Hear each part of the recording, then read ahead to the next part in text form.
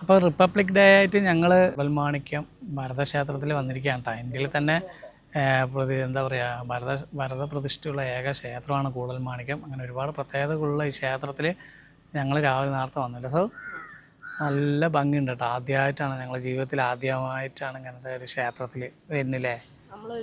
അതെ, ഞങ്ങൾ ഒരുമിച്ച് വരും.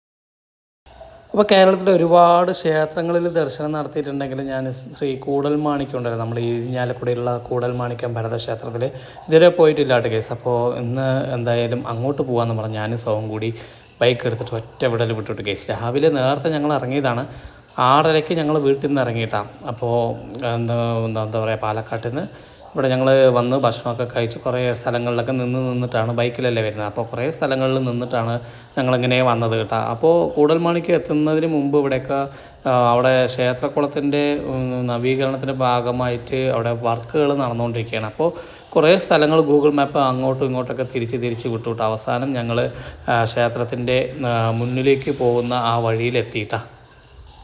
ഗൂഗിൾ മാപ്പ് കാണിച്ചത് 1-2 കിലോമീറ്റർ ചുറ്റിയിട്ട് വരണം എന്നാണ്. പക്ഷേ ഞങ്ങൾ വന്നത് ഒന്ന് പോയി നോക്കാമെന്ന് പറഞ്ഞ് നമ്മുടെ ഇരിഞ്ഞാലക്കുടയിലെ ബസ് സ്റ്റാൻഡ് ഉണ്ടല്ലോ, കൂടൽമാണിക്യം ക്ഷേത്ര എൻട്രൻസിൻ്റെ അവിടെ എത്തുന്നതിന് മുമ്പുള്ള ഒരു ബസ് സ്റ്റാൻഡ്, അതിൻ്റെ ഫ്രണ്ടിലെത്തിയിട്ട് അവിടെ നിന്ന് ഇങ്ങനെ നമ്മൾ ഇങ്ങനെ വരുമ്പോൾ ഈ വഴി കൂടെ പോയി കഴിഞ്ഞാൽ നേരെ നമുക്ക് ക്ഷേത്രത്തിൻ്റെ മുന്നിലേക്ക് എത്താൻ പറ്റണ്ട ഒരു മണ്ണിട്ട റോഡാണ്. ഇവിടെ ദേവസ്വം ബോർഡൊക്കെ ഉണ്ടല്ലോ, അവിടെ കൂടൽമാണിക്യം അവരുടെ ഒരു ഓഫീസും കാര്യങ്ങളൊക്കെ ഉണ്ട് കേട്ടോ. നേരെ കാണുന്നതാണ് ആ ഓഫീസ്. അപ്പോൾ അവിടെ നിന്ന് നമ്മൾ റൈറ്റിലേക്ക് പോയി കഴിഞ്ഞാൽ ക്ഷേത്രത്തിലേക്ക് എത്താൻ പറ്റുമെന്ന് പറഞ്ഞിട്ട് കേസ്. അപ്പോൾ എന്തായാലും ഞങ്ങൾ ഈ ഇത് കണ്ടില്ല, ഇതൊക്കെ അവരുടെ ഗസ്റ്റ് ഹൗസോ എന്തൊക്കെയാണ് അപ്പോൾ ആ ക്ഷേത്രത്തിൻ്റെ കേട്ടോ. അപ്പോൾ നമ്മൾ ഈ റൈറ്റിൽ പോയി കഴിഞ്ഞാൽ കുറേ ആളുകൾ തിരിച്ച് വരുന്നത് കാണാം, ഭഗവാനെ തൊഴുതിയിട്ട് തിരിച്ച് വരുന്നത് കാണാം. കുറേ വണ്ടികളൊക്കെ ഇവിടെ പാർക്ക് ചെയ്തിട്ടുണ്ട് കേട്ടോ. കാറുകളൊക്കെ ഈ ഭാഗത്ത് കുറേ പാർക്ക് ചെയ്തിട്ടുണ്ട്. പിന്നെ ലെഫ്റ്റ് സൈഡ് നോക്കുകയാണെങ്കിൽ തന്നെ കടകൾ, നമ്മൾ ക്ഷേത്രങ്ങളിലൊക്കെ പോകുമ്പോൾ ക്ഷേത്രത്തിൻ്റെ അടുത്തുള്ള ചെറിയ കടകളും ഉണ്ടാവുമല്ലോ, ആ കടകളും കാര്യങ്ങളൊക്കെയാണ് ലെഫ്റ്റിൽ കാണുന്നത്. റൈറ്റിലാണ് എല്ലാം റോഡ് ക്ലോസ്ഡ് പറഞ്ഞിട്ട് ബോർഡുകളൊക്കെ വെച്ചിരിക്കുന്നത് കേട്ടോ. അപ്പോൾ ഞങ്ങൾ നേരെ ഇതിലേ വന്നതും സ്ട്രെയിറ്റ് ഞങ്ങൾ ആഗ്രഹിച്ച ശ്രീ കൂടൽമാണിക്യം ഭരതക്ഷേത്രത്തിലെത്തിയിരിക്കുകയാണ് കേട്ടോ. ഭയങ്കര സന്തോഷത്തോടു കൂടി ഞങ്ങൾ അകത്തേക്ക് പോവുകയാണ്.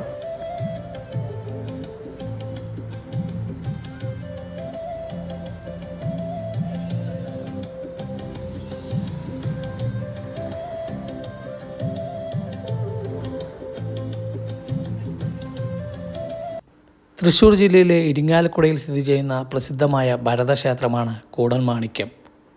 കേരളത്തിലെ 4 അമ്പലങ്ങളിൽ ഭരതന് മാത്രമായി പ്രതിഷ്ഠയുള്ള പ്രധാന ക്ഷേത്രം കൂടിയാണ് കൂടൽമാണിക്യം ക്ഷേത്രം. ഇവിടുത്തെ പ്രധാന പ്രതിഷ്ഠ സംഗമേശ്വരൻ അഥവാ ഭരതൻ ആണ് കേട്ടോ. ഉദരരോഗ നിവാരണത്തിനായി നടത്തുന്ന വഴുതനങ്ങ നിവേദ്യം, കൂത്തുവഴിപാട് എന്നിവ ഇവിടുത്തെ പ്രത്യേകതകളാണ്. ഭരതനാണ് പ്രധാന പ്രതിഷ്ഠ എന്ന് പറഞ്ഞിട്ട് ഉപദേവതകൾക്ക് വലിയ പ്രാധാന്യമില്ലാത്ത ക്ഷേത്രമാണ് കൂടൽമാണിക്യം ക്ഷേത്രം.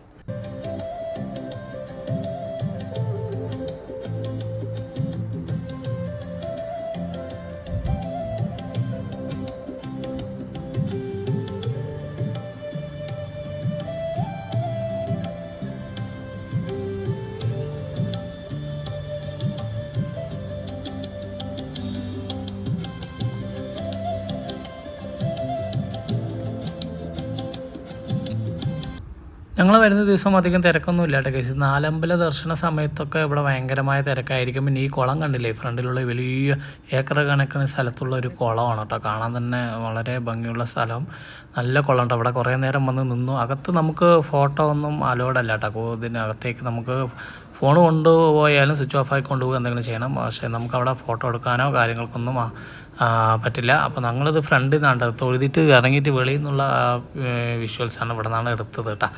അപ്പോൾ എല്ലാ ക്ഷേത്രങ്ങളെയും പോലെ തന്നെ ഇവിടെയും ഫോണൊന്നും ഉപയോഗിക്കാൻ പറ്റില്ല. വെളിയിൽ നിന്നുള്ള കാഴ്ചകൾ മനോഹരമായ കാഴ്ചയുണ്ട്. ഈ ക്ഷേത്രം ഒരുപാട് വീഡിയോകളിലും എല്ലാം ഞാൻ ഈ ക്ഷേത്രത്തെ കണ്ടിട്ടുണ്ടെങ്കിലും ഞങ്ങൾക്ക് വരാൻ പറ്റിയിട്ടുണ്ടായിരുന്നില്ല.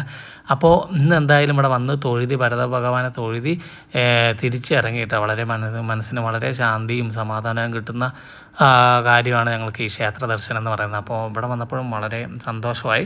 അപ്പോൾ ഞങ്ങൾ ഇനി തിരിച്ചു പോകേണ്ട കേസ്. എത്ര നിന്നാലും കണ്ടാലും മതിവരാത്ത ഒരു പുരാതനമായ ഒരു ക്ഷേത്രം. ഇതിൻ്റെ വാസ്തുവിദ്യകളും കാര്യങ്ങളൊക്കെ കണ്ടില്ലേ, എത്ര മനോഹരമായിട്ടാണ് കൊത്തുപണികളൊക്കെ ചെയ്തിരിക്കുന്നത്.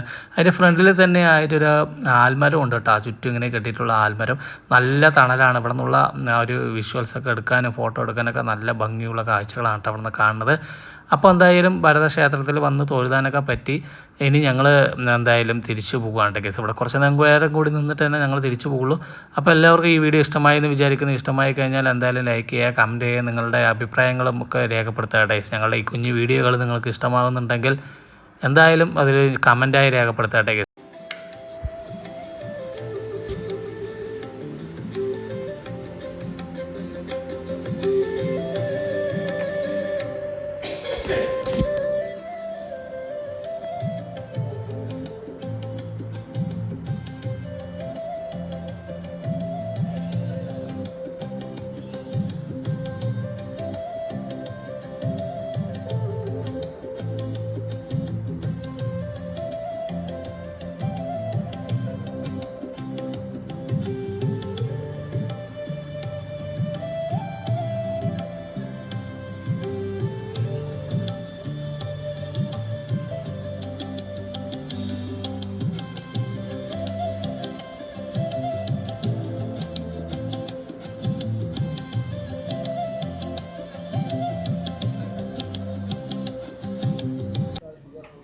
അപ്പോൾ റിപ്പബ്ലിക് ഡേ ആയിട്ട്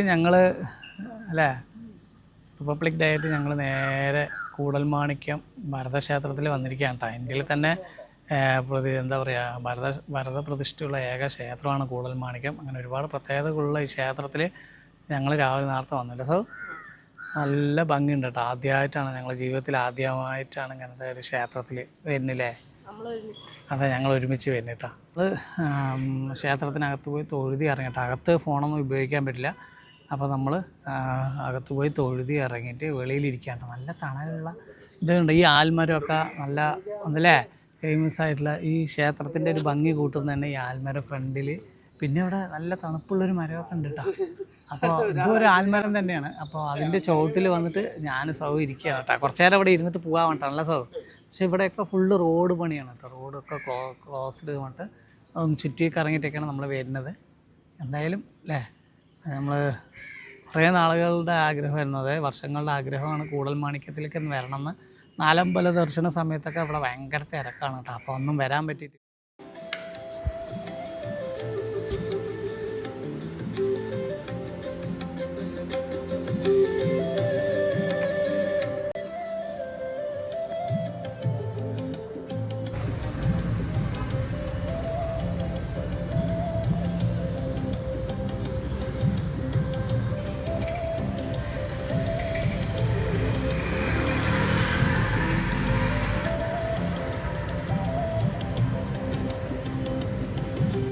അപ്പോൾ ഞങ്ങൾ ക്ഷേത്രത്തിൽ നിന്ന് തൊഴുതിയിട്ട് ഇറങ്ങിയിട്ട് കേസ്. അപ്പോൾ നമ്മുടെ ഈ ഇരിങ്ങാലക്കുട ഈ ഭാഗത്തൊക്കെ എല്ലാ വീടുകളുടെയും കടകളുടെയും മുന്നിലൊക്കെ ഇങ്ങനെ കാവടി പോലെയൊക്കെ വെച്ചിരിക്കുന്നത് എന്താണെന്ന് അറിഞ്ഞില്ല കേട്ടോ കേസ്. എല്ലാ വീടുകളിലും ഉണ്ട് ഒരു കാവടി പോലത്തെയൊക്കെ ആയിട്ട് എല്ലാ വീടുകളിലും ഇങ്ങനെ അലങ്കരിച്ച് വെച്ചിട്ടുണ്ട് കേട്ടോ. അപ്പോൾ അതെന്താണെന്ന് അറിയുന്നവർ കാണില്ല. നേരെ ഈ ഗേറ്റിൻ്റെ ഈ ഭാഗത്തൊക്കെ ഉണ്ട്, എല്ലാ ഭാഗത്തും ഉണ്ട് കേട്ടോ. ഈ വീടുകളുടെ ഒരു സൈഡുകൾ പിന്നെ കടകളുടെ ഫ്രണ്ടിൽ എല്ലാം അവിടെ ഉണ്ട്. ഇതെന്താണെന്ന് അറിയുന്നവർ എന്തായാലും ഒന്ന് കമൻറ്റ് ചെയ്യണ്ട കേസ്. ഓക്കെ, അപ്പോൾ ഇനി നമുക്ക് അടുത്ത വീഡിയോ ആയിട്ട് കാണാം. ബൈ.